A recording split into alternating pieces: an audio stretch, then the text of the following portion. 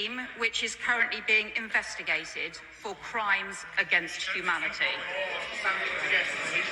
Sir Jeremy Hunt. Most people's view of Maduro's capture will be good riddance, and I would have liked the government to be more categoric in supporting US action in removing an illegitimate and evil dictator. But if the new US approach extends to the annexation of Greenland, the sovereign territory of a NATO member, it could mean the end of the alliance with disastrous consequences. So how much planning is going on at the Foreign Office to actually make sure such a disaster doesn't happen?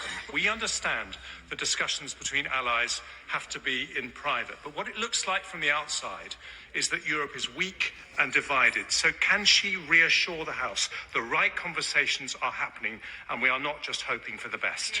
Foreign Secretary.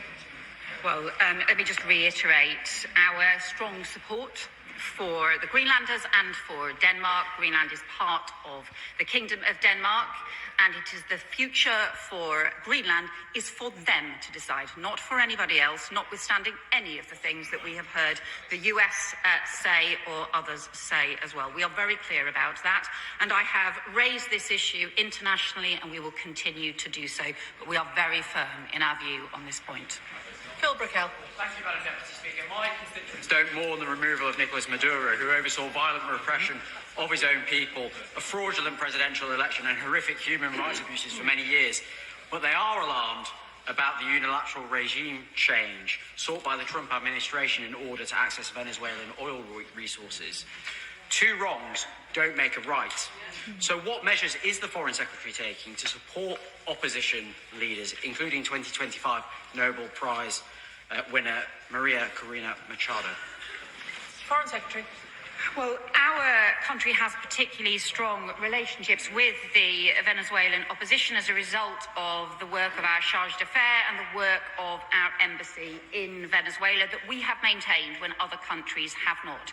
As I have said, that does put us in a particularly significant position in terms of being able to support a transition to democracy. That is what we have always argued for, to get that transition to democracy. It is exactly why I have spoken to Maria Corina today, and why we will keep in close touch in order to be able to recognise their call as a first step for the end to political repression in Venezuela. That must happen.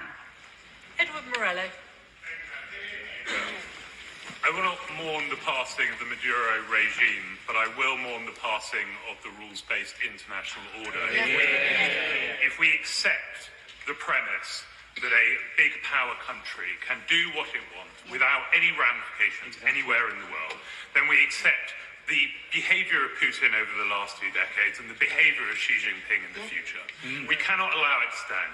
And it is clear that our future security lies with closer cooperation with our European allies. So what is she doing to ensure that the UK stands in lockstep with those people that do share our values? Foreign Secretary.